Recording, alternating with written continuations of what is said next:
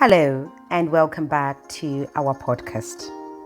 My name is Dr. Alison Chueira, and I'm the CEO and founder of Human Focus Limited, a company that is truly dedicated to creating incredible, happier, and healthier communities and societies all around. Today on our podcast, we're going to cover adaptability. When that map ends and you still have to keep walking, we have been talking about the 7 A's of opportunities. So I just wanted to extend on that. Once again, I really want to thank you for being here and joining me once more. It means a lot to me. And if I can impact 1 or 2 people, oh gosh, I'll be delighted. So here's the truth.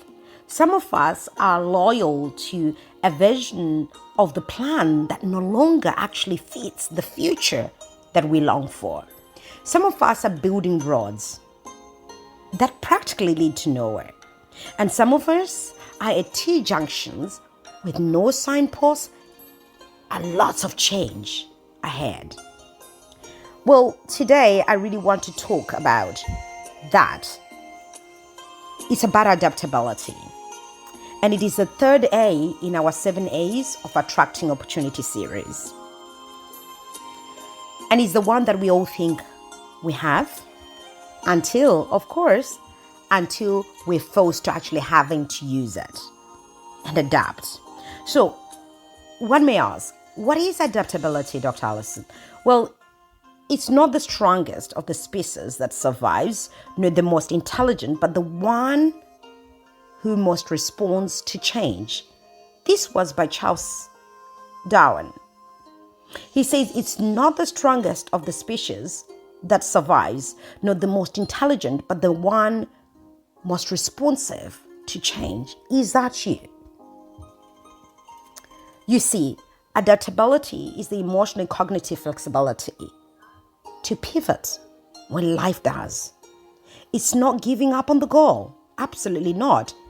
It's just being willing to change the vehicle that gets you to where you're headed. Does this make sense? So we are not changing the goal. We are just moving from perhaps the Land Rover to the Ferrari, or from the Ferrari to just maybe a golf cart in that moment. In neuroscience, adaptability is very much linked to neuroplasticity. I have covered neuroplasticity in the past. It's the brain's ability to reorganize itself by simply forming new neural pathways or connections throughout your whole life. Every time that you shift, you grow. Did you know this? Every time you detach from stagnance or rigidity, as some may say, your brain waves rewire for resilience, for something much, much more. But here's the truth. Let's be honest for a moment. Most of us are not adapting. We are resisting that change. We are holding to old strategies that are expired, relationships that are redundant, old frameworks that no longer work or serve in this world, hoping that at some point things will rewind. We need to think differently. A few years ago, not many, I was pursuing a project I truly believed in. The vision was clear, very clear. Very, very clear. The strategy, somewhat locked. I had everything from the spreadsheets, partners that were willing to work with us, a brand story that was so vibrant, everything, honestly. Then life came with these massive scissors. Imagine scissor hands, that scissors sliced right through the middle of my plan. Everything seemed to pull off. Team members pivoted, deadlines began to get missed, support just became silent. I sat there, plan in hand, purpose in heart, but no clear path forward. No clear path forward. And I remember asking myself, Am I committed to the mission, or is it the method that I'm committed to? That's the question. Because when the map ends, the mission mustn't. You just need to adapt. You need to change vehicles and use the one that is appropriate in that moment of the journey. You see, adaptability, when it comes to neuroscience, activates the prefrontal cortex that I talk about all the time, which is responsible for decision making, which is responsible for problem solving and regulating how we feel, our emotions. When we resist change, the brain fires off fear signals and it interprets that newness as danger. But with self-awareness, with a little bit of mindfulness and a dash of repetition, you begin to train your brain to interpret change not as threat, but as a challenge. Adaptability is emotional agility, okay? It's the measure of intelligence that Albert Einstein says is the ability to change. The measure of intelligence is the ability to change. Now, let's have a bit of some real talk here, a little bit of self-reflection, self-check perhaps. I want to ask you, and please don't answer too quickly. When was the last time that you changed your approach without blaming someone else first or blaming the process first? Are you perhaps stuck in a system that no longer works? But you're staying in it because it's so familiar. That could be for relationships too. Are you in that relationship because it just works for now? And you've become familiar to it. What idea, what models or stories are you clinging on to? Even though these seem outdated, what is it? And then the final question is, what would it look like if you let go? Would it be failure or a slight upgrade? Please just pause and feel that. Don't think about it. Just feel it. Because you see, one thing I have discovered through other people's stories also is that opportunity doesn't always knock. It doesn't make that loud sound. Sometimes it just changes the door frame and you just have to sort of squeeze yourself through it somewhat.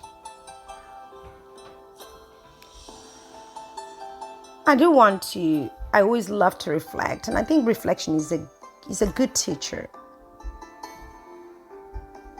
And it's asking yourself, have I grown or just gotten good at tolerating what's not working?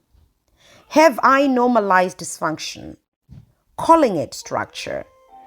Have I rejected a new path just because I didn't recognize the scenery? I want us to be really honest here. Sometimes we are not waiting on change. Sometimes we're waiting on opportunity. And it's also looking at, have I normalized dysfunction? And we've started calling it structure when it actually is dysfunction. And perhaps you have rejected a new path just because you didn't recognize the scenery. You've never walked on this path. No one you know has ever walked on this path. So you're not familiar with that. And so you reject that path. Let's be honest, sometimes we're not waiting on opportunity.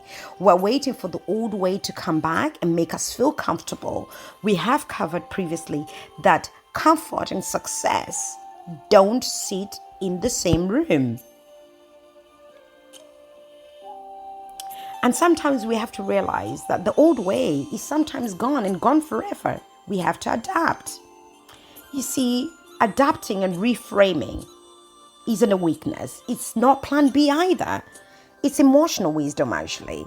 It's strategic flow. It's faith in motion. Even without the full map, you don't need the full map sometimes.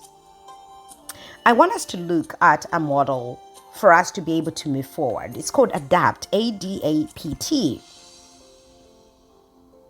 A is for awareness. What's actually changing? Are you aware of what's actually changing? And what's your reaction to it? D would be for detachment.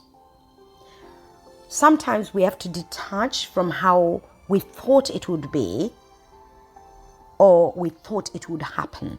We have to detach from that and revisit our frames. A is for assess. Ask yourself, what can I still control in this process? What can I redesign, repurpose perhaps? What can I do?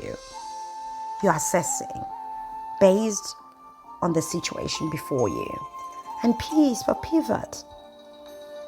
Those new steps, those forward motions, they don't have to be perfect, just directional. Those small shifts. How often are you making those small shifts? And T is for trust.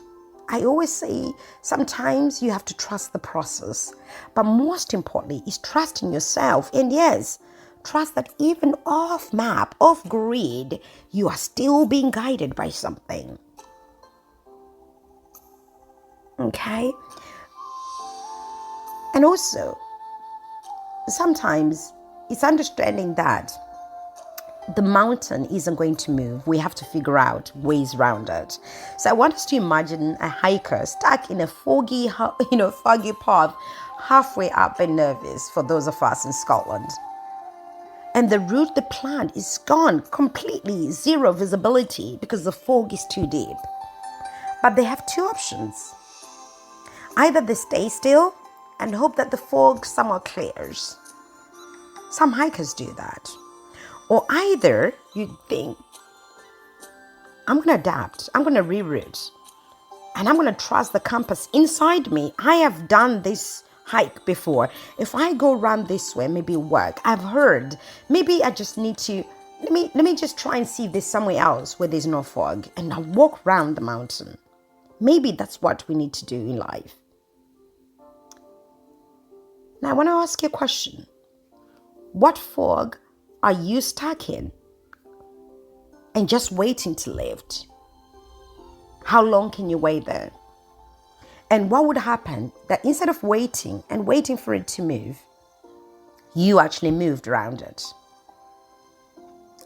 You see, in leadership, adaptability is called strategic agility. In relationship, we call it compromise, don't we?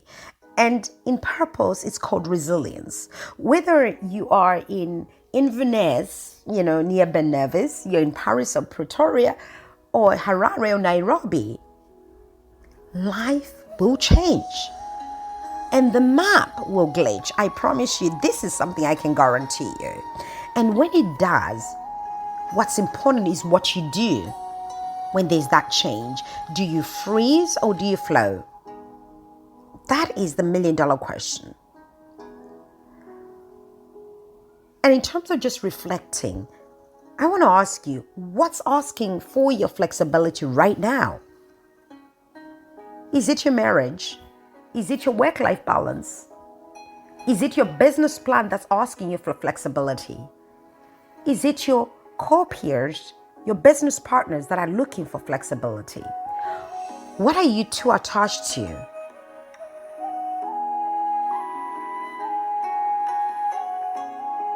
And even where are you so attached to in terms of how things should be? Is it your marriage? Is it your business? Have you always done the same things that you were doing pre-COVID? And look at it now, the world has changed. What have you done to move towards the shift? How much more opportunity could you attract if you let go of your old plan and start to adapt? Is it maybe using AI within your business? Is it maybe using emerging tech within your business? You see, there's a proverb that says, "Blessed are the flexible, for they shall not be broken."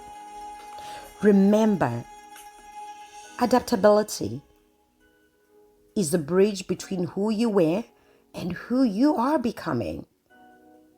It's an invitation to meet life where it actually is, not where you hoped it would be.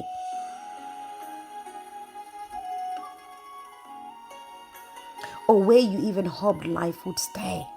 Okay, so next time your plan changes, your plans change in your home, your partner leaves, or your partner decides to do something different, the strategy maybe fails, I don't know, or the door you knocked on for 6 months never opens. Don't panic. And please don't freeze. I want you to breathe, pause, and pivot if you must. And most importantly, is just keep walking.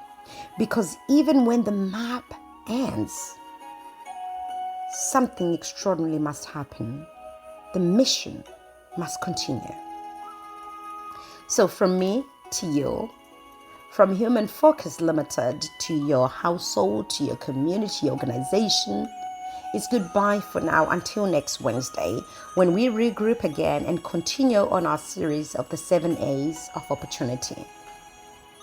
And once again, thank you so much for being patient to listen to me over these last few moments or minutes. And I do hope that you will continue to give me your invaluable feedback. Pastor Nelson, thank you very much. Timmy, thank you. Dr. Z, thank you. Memo, thank you. There's so many of you that continuously feedback to us. I thank you. And I am incredibly grateful. Dr. Gideon, thank you for your direction. And thank you to everyone who continuously pours into my journey too. Thank you for allowing me to adapt. Thank you for reminding me to be flexible in myself, to my family. Thank you. Once again, see you next time, next Wednesday, same time, same place. Goodbye for now.